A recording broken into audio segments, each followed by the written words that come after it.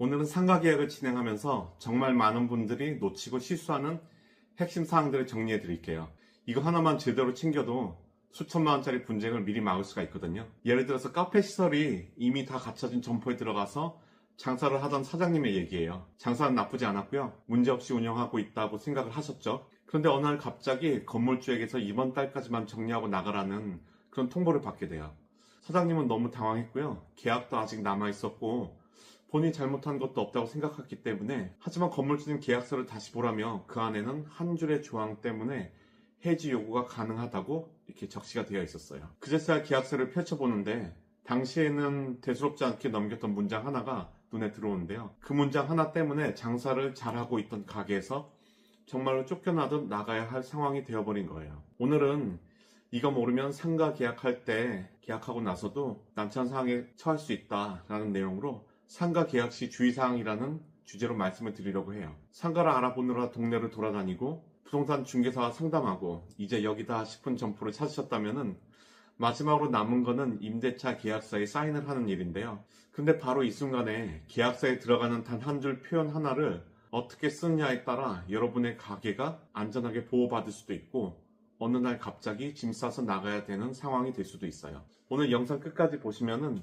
상가 계약할 때 절대 그냥 넘기면 안 되는 포인트들을 확실하게 정리를 해드릴 거예요. 오늘 제가 알려드릴 정보는요, 현재 국내에서 10만 뷰 이상 나온 상가 계약 시 주의사항에 대한 공인중개사와 전문가들의 실전 노하우인데요. 해당 내용은 각각 부TV, 김종포 채널의 컨텐츠를 참고했고요. 저 역시 현장에서 직접 경험하고 검증한 방식입니다. 자, 이제 본론으로 들어가 볼게요. 상가 계약에서 가장 많은 분쟁이 발생하는 부분 중 하나가 권리금인데요. 권리금은 우리가 시설, 영업, 바닥 권리금 이렇게 생각을 할 수 있는데, 특히 바닥 권리금은 임대인에게 지급하는 프리미엄 개념으로 또 볼 수도 있어요. 문제는 많은 분들이 권리금만 잘 주고 받으면 다 끝났다고 생각을 한다는 건데요. 하지만 상가임대차보호법에서 보호하는 권리금은 금액이 아니라 회수할 기회예요. 내가 임차인을 제때 못 구하거나 업종이 안 맞아서 임대인이 거절하면 권리금을 고스란히 날릴 수도 있는 거죠. 그래서 계약서에는 반드시 권리금 회수기의 방해 금지 같은 특약을 넣고, 새로운 임차인을 유입할 때도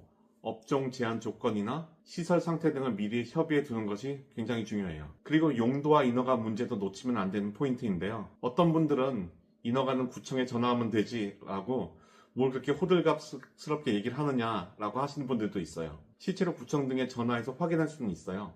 하지만 계약금 넣고 나서 허가가 안 나옵니다 라는 말을 들으면은 그땐 이미 늦게 되죠. 그래서 반드시 사전에 확인을 하고 허가가 안 나올 경우 계약을 자동 해지하는 조항 등을 특약에 반영하면서 안전하게 계약을 마무리할 수도 있어요. 또 하나 건축물 용도인데요. 대부분의 상가는 근린생활시설, 이른바 근생으로 되어 있어서 미용실, 병원, 카페, 학원 등 입점에 큰 문제는 없어요. 하지만 면적이 일정 수준을 넘어가거나 업종이 유흥시설, 판매시설에 해당되면은 다른 용도로 지정함이 필요하고 또 다른 허가 절차와 비용이 발생하게 돼요. 특히 자유업종이나 아니냐에 따라 난이도가 달라지는데요. 사무실, 도소매업처럼 세무서에 바로 등록 가능한 업종은 자유업종이나 큰 제약은 없어요.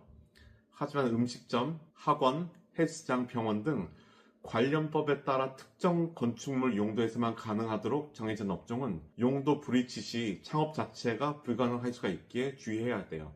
여기서 또 많은 듣는 얘기 하나가 더 있는데요. 이렇게들 얘기하죠. 특약은 최대한 공란으로 남겨두는 게 임차인에게 유리하다. 이거 조금 위험한 생각일 수도 있는데요. 특약은 임차인의 권리를 보호하는 중요한 장치예요. 계약서 본문은 거의 표준화되어 있기 때문에 실제 협의했던 내용을 특약에 반영하면서 계약서를 마무리하는 게 훨씬 더 중요한 것 같아요. 그리고 기존 시설을 그대로 사용하겠다면은 일정 시설 이후에는 철거 의무가 없다는 그런 내용도 적시를 해줘야 되고요. 그래야지 또 계약 종료 시에 원상복구에 대한 분쟁이 생기질 않아요. 또 상가임대차보호법에서 환산보증금 기준을 초과하게 되면은 이 보호법을 적용을 못 받는데요. 월세 인상률 상한선을 미리 특약으로 좀 정해두면서 어떤 수준의 안전장치를 마련해 둘 수도 있고요. 정리해보면은 계약 전에 반드시 확인해야 할 건 이렇습니다. 첫째, 권리금 회수 조건. 둘째, 인허가 불발 시 계약 해지 조항. 셋째, 건축물의 용도 확인. 진짜 중요하죠. 그리고 이 세 가지를 다 아울러서 그에 따른 특약 조항들을 적절하게 계약서에 반영하는 거예요. 우선 이 정도만 잘 익혀두면요, 어떤 계약서든 자신있게 브리핑할 수가 있고요. 실전에서는 조항 하나하나, 문장 하나가 몇천만 원짜리 손해나 소송으로